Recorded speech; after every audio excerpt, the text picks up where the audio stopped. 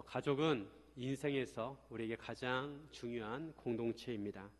우리의 뿌리가 가족이고 가족은 우리의 울타리이고 보금자리입니다. 가족은 세상에서 가장 따뜻함을 느낄 수 있는 곳입니다. 힘들 때 쉼과 회복을 제공하는 곳입니다. 가족이 우리에게 가장 큰 행복과 기쁨을 주는 동시에 한편으로 가장 큰 아픔과 슬픔을 주기도 합니다. 그렇다고 우리가 가정을 떠날 수도 없고 끊을 수도 없습니다. 인생의 행복은 가족과의 관계를 어떻게 하냐에 따라서 달라집니다. 요셉은 성경에서 가장 이상적인 인물 중에 하나입니다. 예수님을 가장 많이 닮았습니다. 하지만 요셉에게도 가족의 애환이 있었습니다. 우리가 요셉의 삶을 살펴보면서 우리가 성도로서 가족을 어떻게 대하고 또 어떻게 이해하는지 함께 나누기를 원합니다. 첫째, 갈등은 용서와 신뢰로 극복해야 합니다. 가족이 오랜 생활 함께 살다 보면 서로에게 상처가 되는 말을 주고받습니다. 이로 인해 갈등이 생기고 관계에 깊은 골이 생기기도 합니다. 이런 갈등을 용서와 신뢰로 극복해야 합니다. 요셉은 모든 면에서 훌륭했습니다. 하나님과 동행하면서 하나님과 교제했습니다. 어려운 환경에서도 주어진 일을 충성스럽게 감당했습니다. 믿음으로 유혹을 극복할 줄 알았습니다. 무엇보다 요셉은 아버지 야곱으로부터 사랑을 듬뿍 받았습니다. 하지만 한 가지 아쉬운 점이 있었는데 바로 형들과의 관계가 원만하지 않았습니다. 형들이 요셉을 시기하고 미워했습니다. 야곱의 가족의 구성을 보면 이상적인 가족이 아니었습니다. 야곱의 부인이 4명이었습니다. 아내가 4명이다 보니까 그 안에서 치열한 경쟁이 일어났습니다. 야곱은 4명의 아내로부터 아들 12명과 딸 하나를 낳았습니다. 그 중에 요셉은 11번째 아들이었습니다. 야곱은 4명의 아내 중에서 라헬을 가장 사랑했습니다. 그런데 라헬이 요셉의 동생 베냐민하다가 그만 죽게 됩니다. 야곱은 라헬이 낳은 요셉을 가장 사랑했고 엄마를 어린 나이에 잃은 요셉을 불쌍히 여기서 그랬는지 요셉에게만 채색 옷을 만들어 주었습니다. 형들은 이런 요셉을 시기하고 미워했습니다. 요셉은 형들이 한 잘못을 아버지에 고자질하고 또 자기가 꾼 꿈을 여과 없이 형들에게 말을 해서 형들의 공분을 사기도 했습니다. 요셉이 17살 때 하나님께서 요셉에게 2가지 꿈을 주십니다. 하나는 11개의 곡식단이 요셉의 단에게 절을 하는 꿈을 꾸었고 또 해와 달과 11개의 별이 요셉에게 절을 하는 꿈을 꾸었습니다. 한 번은 야곱이 요셉에게 양을 치는 형들의 안부를 살펴보라고 심부름을 보냅니다. 요셉은 형들을 찾아 먼 거리를 이동했습니다. 그러면 형들의 입장에서 자기들을 찾아온 동생을 반가워할 만한데 요셉을 보고 꿈꾸는 자가 오는도다 하면서 동생을 죽일 생각을 합니다. 그리고 동생을 상인들에게 팔아버립니다.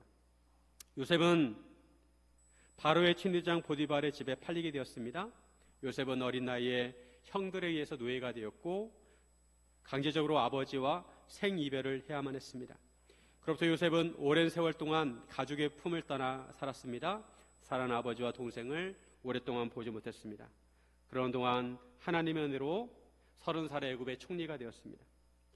하나님께서 바로에게 주신 꿈대로 풍년 7년과 흉년 7년이 이어집니다. 그 중에 풍년 7년이 지나고 흉년 2년째가 되었을 때 형들은 양식을 사러 애굽에 오게 됩니다. 원수는 외나무 다리에서 만난다고 형들은 요셉 앞에 나타나게 되었습니다. 형들은 애굽의 총리가 된 요셉을 전혀 알아보지 못했지만 요셉은 형들을 알아보았습니다. 그러나도 애굽의 총리는 무서운 존재인데 그 총리가 요셉인 줄 알고 더욱 두려워했습니다. 이때 요셉은 형들에게 이런 말을 했습니다. 창세기 45장 5절에 가차만 있습니다. 당신들이 나를 이곳에 팔았다고 해서 근심하지 마소서, 한탄하지 마소서. 하나님이 생명을 구원하시려고 나를 당신들보다 먼저 보내셨나이다.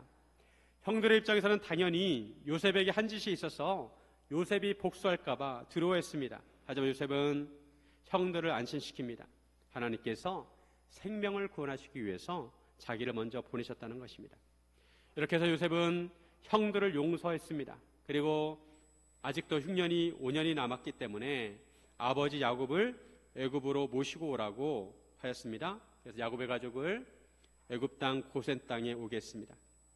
그리고 17년 동안 야곱의 가족은 이제 완전체로 함께 지내게 됩니다. 그러다가 야곱이 죽게 되었습니다. 요셉과 형들은 야곱의 장례식을 마쳤습니다. 아버지를 가나안 땅으로 메어다가 마므레 앞 막벨라 밭굴에 장사했습니다. 그리고 요셉과 그의 형제들은 다시 애굽으로 돌아왔습니다. 그런데 요셉의 형들은 아버지 야곱이 사라지자 불안해했습니다. 요셉이 옛날 일로 인해서 복수할까봐 두려워했습니다. 오늘 본문 15절에 보면 요셉의 형제들이 그들의 아버지가 죽었음을 보고 말하되 요셉이 혹시 우리를 미워하여 우리가 그에게 행한 모든 악을 다 갚지는 아니할까 하고, 여기서 우리가 주목해야 할 단어는 바로 혹시라는 단어입니다. 혹시 우리를 미워하여 악을 갚지 아니할까. 혹시는 관계에 금이 가게 합니다. 혹시는 의심하게 합니다. 혹시 우리를 복수하지 않을까 생각했습니다. 아버지가 살아계실 때는 그래도 아버지가 계시니까 요셉이 형들에 대해서 나쁜 마음이 있다 하더라도 아버지를 봐서 넘어갔다고 생각했습니다. 그런데 이제 아버지가 돌아가시자 울타리가 사라지게 되었습니다. 이제 자기들을 지켜줄 사람이 없으니까 요셉이 혹시라도 자기들을 미워해서 복수할까봐 두려워했습니다. 그래서 요셉의 형들은 아버지가 돌아가기 전에 그들의 허물과 죄를 용서하라고 하셨다고 명령하셨다고 하면서 자기들의 죄를 용서해달라고 합니다. 이때 요셉이 형들의 말을 듣고 울었습니다. 요셉이 왜 울었을까요? 창세기에 보면 요셉이 우는 장면이 몇 군데 나옵니다. 요셉은 지난 날을 회상하면서 여러 감정이 들었습니다. 총리가 되어서 처음 형들을 만났을 때 바로의 궁중에까지 들릴 정도로 큰 소리로 울었습니다. 아버지를 22년 만에 만났을 때도 울었습니다. 사람의 감정이라는 것이 특이합니다. 이상하게 가족을 생각하면 눈물이 납니다. 가족의 관계는 애증의 관계입니다. 요셉은 지금까지 형들이 자신을 두려워하고 있었다는 것에 마음이 아팠습니다. 애굽에서 형들과 처음 만났을 때도 요셉은 분명히 그들의 죄를 용서한다고 했는데 형들은 여전히 자신들의 죄에 묶여 살고 있었던 것입니다. 그로부터 17년이 지났는데도 요셉의 눈치를 살피면서 혹시라도 요셉이 자기들에게 복수하지 않을까 불안해하면서 살았던 것입니다. 관계를 회복하려면 두 가지가 필요합니다. 한 가지는 용서를 구하는 용기입니다. 잘못한 것이 있으면 자기 잘못을 인정하고 용서를 구해야 합니다. 꼭 자녀만 잘못하라는 법이 없습니다. 부모도 자녀에게 잘못할 수 있습니다. 그러면 부모도 용기를 내어서 자녀에게 용서를 구할 줄 알아야 합니다. 우리나라처럼 가부장적인 사회에서는 아버지가 자녀에게 용서를 구하는 것이 쉽지 않을 것입니다. 하지만 그럼에도 용기를 내어서 용서를 구해야 합니다. 자녀들은 부모의 폭력에 많은 상처를 받습니다. 흔히 술이 많이 취해서 집에서 자녀들에게 술주정을 하는 아버지를 둔 사람들은 아버지로 인한 상처 때문에 결혼하지 않는 사람도 있습니다. 어렸을 때 받은 상처는 평생 갑니다. 시간이 흐른다고 상처가 아물지 않습니다. 부모에게 받은 상처가 있었다면 부모님의 미안해 라고 하는 말 한마디가 그 상처를 아물게 합니다. 때로는 부모가 자녀에게 상처를 주는 말을 했으면서도 부모는 그 사실조차 전혀 모를 때가 있습니다. 그럴 경우 자녀도 용기를 내어서 부모에게 상처받은 것을 말하고 부모도 용서를 구해야 합니다. 부모와 자녀의 관계뿐만 아니라 형제자매 관계도 마찬가지입니다. 형제자매 간에 숨겨진 상처가 있을 수 있습니다. 부부관계는 말할 것도 없습니다. 잘못을 했을 때 용서를 구하는 용기가 필요합니다. 그리고 또 한 가지는 용서를 받았을 때 그 용서를 받아들이는 마음이 필요합니다. 내가 용서를 했을 때 상대방이 용서를 받아주었으면, 용서를 구할 때 용서를 받아주었으면 그 사람의 용서를 받아들이는 그 마음에 신뢰를 해야 한다는 것입니다. 상대방이 용서를 분명히 했는데도 그 용서를 받아들이지 못하고 스스로 자책하거나 요셉의 형들처럼 오랜 세월이 지난 다음에 또 다시 용서를 구하는 경우가 있습니다. 만약 그런 상태라면 관계가 온전히 회복되지 않은 것입니다. 요셉 입장에서는 여느 형제들처럼 형들의 온전한 사랑을 받고 싶었습니다. 그런데도 여전히 형들은 요셉의 용서를 받아들이지 못하고 죄책감을 가지고 살았던 것입니다. 동생을 동생으로 여기지 않았습니다. 동생의 용서를 신뢰하지 않았습니다. 요셉은 형들과의 관계회복이 온전히 하게 되지 않은 것에 대해서 마음 아파하면서 눈물을 흘렸습니다. 그래서 관계회복이 되려면 용서를 구해야 하고 용서를 하였을 경우 그를 받아들이고 신뢰해야 합니다. 하나님과의 관계에서도 마찬가지입니다. 우리가 하나님께 죄를 지었을 때 하나님께 회개하면 하나님께 우리 죄를 용서해 주신다고 분명히 약속하셨습니다. 그런데도 이것을 신뢰하지 못하고 평생 죄책감을 가지고 살아가는 경우가 있습니다. 하나님께서는 용서해 주시는데 자기가 자기를 용서하지 않습니다. 하나님께서는 우리가 죄로부터 해방되고 하나님과 온전한 관계에 맺기를 원하십니다. 사랑하는 여러분, 용서와 신뢰로 온전한 관계 회복이 있기를 주님의 이름으로 축원드립니다. 둘째, 하나님의 섭리를 이해해야 합니다. 우리 하나님을 믿는다면 다른 사람과의 관계를 맺을 때 하나님의 관점에서 관계를 맺어야 합니다. 상대방을 향하신 하나님의 뜻이 무엇인지 헤아릴 줄 알아야 합니다. 하나님의 섭리 속에서 이해해야 합니다. 사실 요셉과 같이 형들에 의해서 노예로 팔리는 경험을 했다면 보통 사람들은 평생 형들을 원망하고 앙금을 가지고 살 것입니다. 그리고 복수를 하고 싶어 할 것입니다. 형들과 평생 원수관계로 지내게 될 것입니다. 요셉이 깊은 상처를 받은 것은 사실입니다. 그럼에도 요셉이 형들을 용서할 수 있었던 것은 요셉은 모든 것을 하나님의 섭리로 이해했기 때문입니다. 요셉이 지나온 세월들을 가만히 생각해 보니까 비록 자기가 억울한 일을 당했지만 거기에는 하나님의 깊은 섭리가 있다는 것을 깨닫게 되었습니다.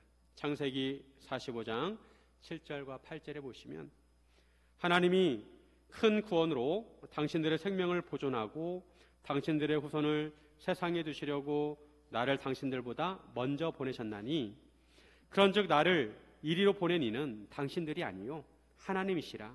하나님이 나를 바로에게 아버지로 삼으시고 그 온 집의 주로 삼으시며 애굽 온 땅의 통치자로 삼으셨나이다. 요셉이 애굽에 온 것은 하나님께서 큰 구원을 이루시기 위해서 보내셨다는 것입니다. 비록 요셉이 형들이 팔아서 애굽에 왔지만 거기에도 하나님의 뜻이 있었다는 것입니다. 그래서 요셉은 하나님의 뜻을 헤아리다가 자기를 애굽에 보낸 이는 형들이 아니구나, 바로 하나님이 나를 보내셨구나라고 깨닫게 되었다는 것입니다. 하나님께 자기를 애굽에 보내셔서 바로의 아버지로 삼으시고 애굽 온 땅의 통치자로 삼으시려고 보내셨다는 것입니다. 비록 애굽의 노예로 팔렸지만 신의제장 보디발의 집에 팔린 것도 하나님의 은혜였고 보디발의 아내로 인해 누명을 쓰게 되었지만 그로 인해 감옥에서 술 관원장을 맡는 것도 하나님의 은혜였습니다. 그리고 요셉은 꿈을 해석하는 은사가 있었는데 그것을 통해서 바로의 꿈을 해석하게 하신 것도 하나님의 은혜였습니다. 이 모든 것이 하나님께서 하신 것입니다. 만약 하나님이 아니시면 이루어질 수 없는 일들이었습니다.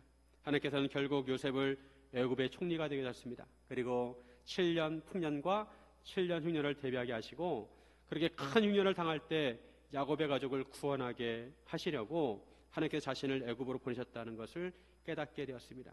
만약 요셉이 애굽으로 오지 않았다면 어떻게 되었을까요? 아버지 야곱의 사랑을 듬뿍 받고 살았겠지만 7년 흉년이 다가올 때 더 큰 어려움을 만나게 되었을 것입니다. 요셉은 자신의 애굽의 노예로 팔린 것이 깊은 하나님의 뜻과 섭리가 있다는 걸 깨닫게 되었습니다. 그렇기에 자기를 애굽에 보낸 이는 형들이 아니라 하나님이시라고 고백을 한 것입니다. 요셉이 이런 믿음을 가졌기에 형들을 용서할 수 있었습니다. 그리고 애굽의 총리로서 힘과 권력을 가지고 있었기에 야곱의 가족을 구할 수 있었습니다. 요셉이 야곱의 가족을 고센 땅에 거주하게 하고 나서 오히려 하나님께 감사했을 것입니다.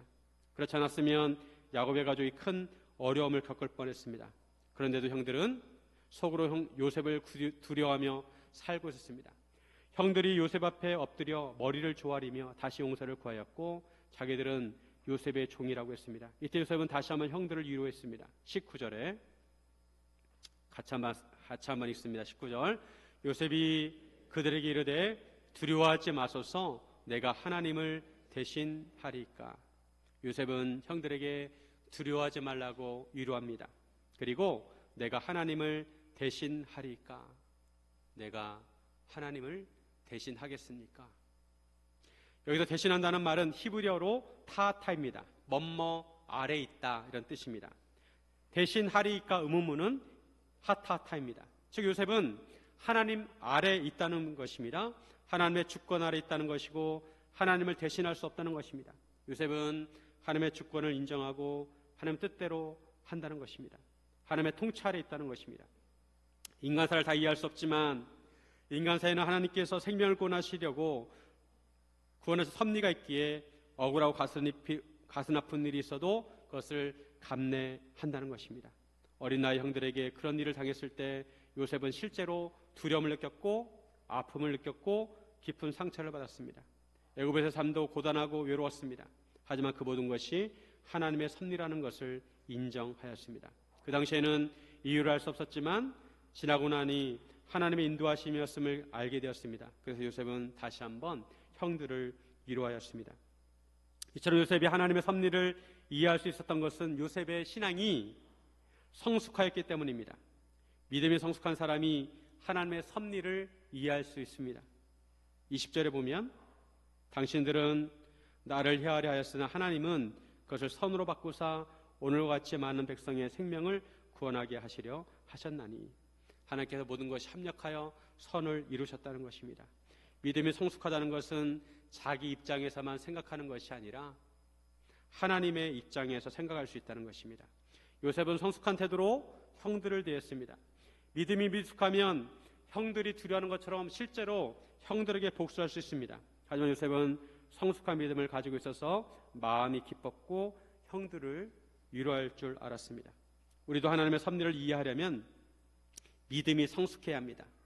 믿음이 성숙할 때 하나님의 깊은 뜻을 이해할 수 있고 인생의 희노애락을 하나님의 섭리로 받아들일 수 있습니다.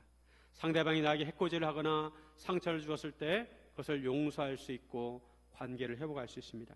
그렇지 않고 믿음이 미숙하면 평생 원수 관계를 극복할 수가 없습니다. 요셉은 자신이 하나님의 주권 아래 있는 존재라는 것을 인정했습니다. 요셉은 자신의 상처보다 하나님의 계획을 더 크게 보았습니다. 우리도 지나온 세월을 되돌아보면 나에게 지독하게 굴었던 사람들이 생각이 납니다. 하지만 그들이 때로 고맙게 느껴질 때가 있습니다. 군대 가서 유격훈련을 받을 때 훈련생들이 조교를 보고 이를 갑니다. 너무 힘들게 훈련을 시키니까 악에 바칩니다. 하지만 그렇게 힘들게 훈련을 받아야 사고가 나지 않습니다. 어려운 임무를 수행할 수가 있습니다. 되돌아보면 그 당시에는 힘들었지만 그 과정을 통해 하나님께서 나를 연단시키셨다는 것을 알게 됩니다. 우리가 이해할 수 없는 일을 당하지만 그것을 통해 나중에 어려움을 극복하게 되었다는 것을 깨닫게 되는 것입니다. 이해돈 장로님이 세계무역센터 총재로 있었을 때의 일을 간증으로 들은 적이 있습니다. 2001년 9월 11일 여러분 그 날을 기억하십니까? 뉴욕 쌍둥이 빌딩이 비행기 두 대로 부딪혀가지고 무너진 사건이 있던 바로 그날입니다. 2001년 9월 12일 뉴욕 세계무역센터에서 열릴 이사회에 참석하기 위해서 이해돈 장로님은 워싱턴 DC에서 출발했습니다. 그날 쌍둥이 빌딩으로 알려진 이 세계무역센터 110층에서 회의가 있을 예정이었습니다. 그런데 오는 길에 갑자기 배가 아프고 복통이 일어나고 설사를 하게 돼가지고 30분이 지연되었습니다. 그날 차도 많이 밀려서 도저히 제 시간에 맞추어서 도착하지 못할 것 같아가지고 직원에게 전화를 해가지고 오늘 모임을 취소하겠습니다. 다 돌아가세요 라고 전화라고 했습니다. 그리고 늦게라도 그 세계무역센터의 사무실에 가고 있는데 도착하기 바로 직전에 첫 번째 비행기가 이 무역센터를 부딪히는 장면을 눈으로 직접 목격을 하였다고 합니다. 만약에 예정대로 도착해서 회의를 했다면 자신뿐만 아니라 회의에 참석한 사람들이 다 모두 죽었을 것입니다. 갑작스러운 복통과 설사로 회의가 지연된 것이 하나님의 섭리라는 것을 깨닫게 되었다는 것입니다. 이해돈 장로님은 이 경험을 통해서 하나님의 보호와 섭리는 때로 우리가 이해할 수 없는 방식으로 작동한다고 고백을 하였습니다. 나에게 불편한 일이 때로 누군가의 생명을 구하기도 하고, 내가 예상치 못한 일을 당하는 것이 오히려 그것을 통해 하나님의 역사가 이루어지기도 합니다. 그래서 내 계획대로 되지 않아도, 내 생각대로 되지 않아도 실망하면 안 됩니다. 하나님께서 어떻게 역사하실지 아무도 모릅니다. 다만 우리는 하나님을 주목하고 있어야 하고 하나님께 안테나를 세워야 합니다. 상처가 없는 사람이 용서하는 것이 아닙니다. 하나님의 은혜를 깊이 체험한 사람이 용서할 수 있습니다. 용서는 감정이 풀려야 가능한 것이 아닙니다. 믿음으로 하나님께 맡기는 결단입니다. 하나님의 자리에 내가 앉지 않겠습니다 라고 결단해야 합니다. 예수님도 십자가에서 아버지여 저들을 사하여 주옵소서라고 기도하셨습니다. 예수님처럼 억울한 사람이 또 없습니다. 하지만 예수님께서는 모든 것을 하나님 아버지께 맡기고 십자가에 돌아가시기까지 순종하셨습니다. 사랑하는 여러분, 하나님의 섭리를 깊이 이해하시기를 주님의 이름으로 축원드립니다. 셋째, 하나님의 은혜로 가정이 세워집니다. 우리가 가정을 세우는 것 같지만 가정을 세우시는 분은 우리가 아니라 바로 하나님이십니다. 진정한 용서는 위로할 뿐만 아니라 상대방에게 선을 베푸는 것입니다. 요셉은 형들을 위로할 뿐만 아니라 그들의 자녀들을 돌보겠다고 했습니다. 21절에 당신들은 두려워하지 마소서, 내가 당신들과 당신들의 자녀를 기르리이다 하고 그들을 간곡한 말로 위로하였더라. 형님들 걱정하지 마세요. 제가 형님들의 자녀들을 돌보겠습니다 라고 위로했습니다. 간곡한 말로 위로했다는 것은 따뜻한 말로 위로했다는 것이고 친절하게 말했다는 것입니다. 이것을 통해 요셉이 형들을 진심으로 용서했다는 것을 알 수가 있습니다. 우리가 평소에 따뜻하고 친절하게 말을 해야 합니다. 말에 날이 서 있거나 공격하는 말이 아니라 말 한마디를 하더라도 상대방이 따뜻하게 느낄 수 있도록 해야 합니다. 말에도 감정이 있습니다. 말 한마디로 생명을 살릴 수도 있고 생명을 해할 수도 있습니다. 부모의 한마디가 자녀를 살리기도 하고 무너뜨리기도 합니다.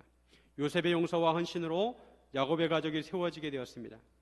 요셉이 하나님의 은혜를 깨달았기에 형들을 용서할 수 있었고 야곱의 가족을 돌보게 되었습니다. 온 가족이 하나가 되게 하였습니다. 만약 요셉이 형들을 용서하지 않았다면 어떻게 되었을까요? 야곱의 가족은 풍비박산이 났을 것입니다. 이것은 하나님께서 아브라함에게 하신 언약에 차질이 생기는 것입니다. 하나님께서 오래전에 아브라함에게 언약을 줬습니다. 너의 자손이 이방 땅에 가서 객이 되고 400년을 지내다가 나중에 다시 가나안 땅으로 올 것이라고 약속을 줬습니다. 창세기 15장 13절과 14절에 보시면 여호와께서 아브라함에게 이르시되 너는 반드시 알라 내 자손이 이방에서 객이 되어 그들을 섬기겠고 그들은 400년 동안 내 자손을 괴롭히리니 그들이 섬기는 나라를 내가 징벌할지며 그 후에 내 자손이 큰 재물을 이끌고 나오리라. 하나님께서는 아브라함의 자손 즉 야곱의 가족이 애굽으로 내려가서 큰 민족을 이루고 400년 지난 후에 출애굽시켜서 가나안으로 인도하실 계획을 가지고 계셨습니다. 만약 요셉이 형들에게 복수를 한다면 이런 하나님의 계획에 차질이 생기고 언약의 성취가 요원해집니다. 그렇게 되면 이스라엘 민족이 형성되지 않았을 것입니다. 하지만 요셉은 이런 하나님의 언약과 섭리를 이해하였기에 형들을 용서하고 그들의 자녀들까지 돌보겠다고 하였습니다. 야곱의 가족이 애굽에서 번성하게 되었습니다. 이스라엘 민족을 이루게 되었습니다. 요셉은 이런 유언을 남기게 됩니다. 24절에 보면 요셉이 그 형제들에게 이르되 나는 죽을 것이나 하나님이 당신들을 돌보시고 당신들을 이 땅에서 인도하여 내사 아브라함과 이삭과 야곱에게 맹세하신 땅에 이르게 하시리라 하고 하나님께서 당신들을 돌보실 것이고 당신들을 이 땅에서 인도하셔서 가나안 땅에 인도하실 것입니다 라고 하였습니다. 그러므로 하나님을 주목하고 하나님의 인도하심을 받으라는 것입니다. 이런 유언을 남기는 요셉을 보면 요셉이 하나님의 언약을 이해하고 있었다는 것을 알 수가 있습니다. 요셉은 하나님께서 야곱의 가족을 돌보시고 인도하시는 것을 알았습니다. 그리고 아브라함에게 주셨던 언약을 이루실 것도 알았습니다. 요셉은 하나님의 언약과 섭리 속에서 자신의 삶을 이해하였고 자신의 가족을 이해했습니다. 즉 하나님께서 가족을 세우시고 민족을 세우신다는 것입니다. 우리의 가정도 마찬가지입니다. 우리의 가정을 세우시는 분도 하나님이시고 우리의 가정을 인도하시는 분도 하나님이십니다. 우리 이것을 인정해야 합니다. 우리가 어디로 가고 어디서 살고 어떻게 살아가는지는 하나님께 달려 있습니다. 시편 127편 1절 우리 같이 한번 읽습니다. 여호와께서 집을 세우지 아니하시면 세우는 자의 수고가 헛되며 여호와께서 성을 지키지 아니하시면 파수꾼의 깨어 있음이 헛되도다. 우리 주일학교 어린이들도 앞에 같이 한번 보고 함께 다시 한번 읽겠습니다. 시편 127편 1절 시작.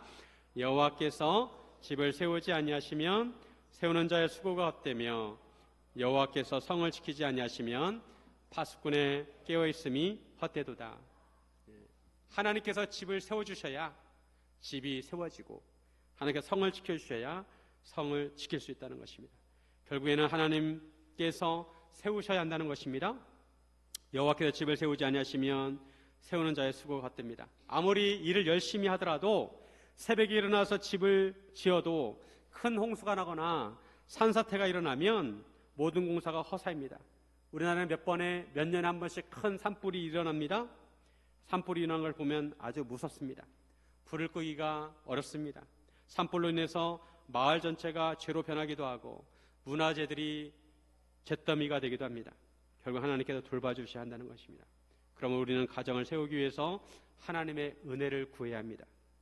하나님의 말씀이 가정의 기초가 되게 해야 하고 하나님께서 가정의 주인이 되시고 하나님께서 인도하시도록 해야 합니다. 이를 위해서는 먼저 예배가 회복되어야 합니다. 우리가 주일에 예배를 드리는데 가족 모두가 주일에 하나님께 나와 예배 드릴 수 있도록 해야 합니다. 이것이 신앙인의 기본 자세입니다. 하나님께 나와 예배 드리는 것을 하나님께서 가장 기뻐하십니다.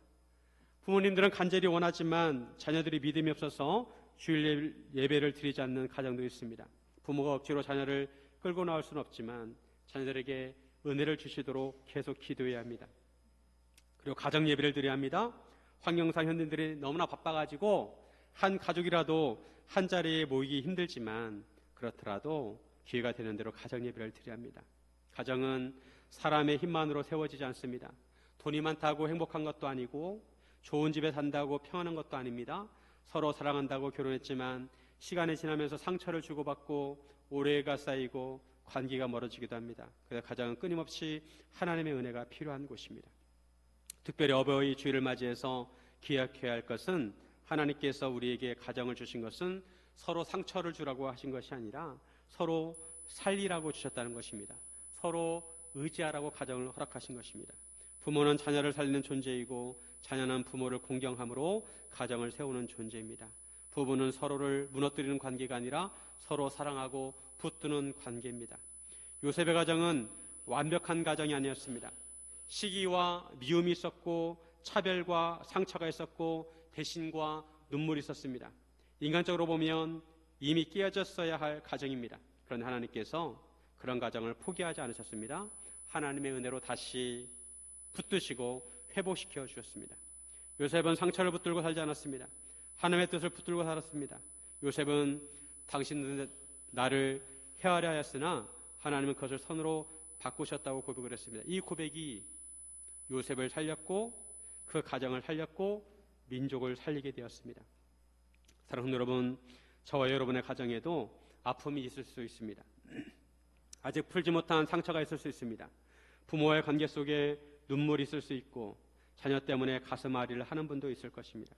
형제 사이에 오래된 갈등이 있을 수도 있고 부부 사이에 말하지 못하는 서운함이 있을 수도 있습니다.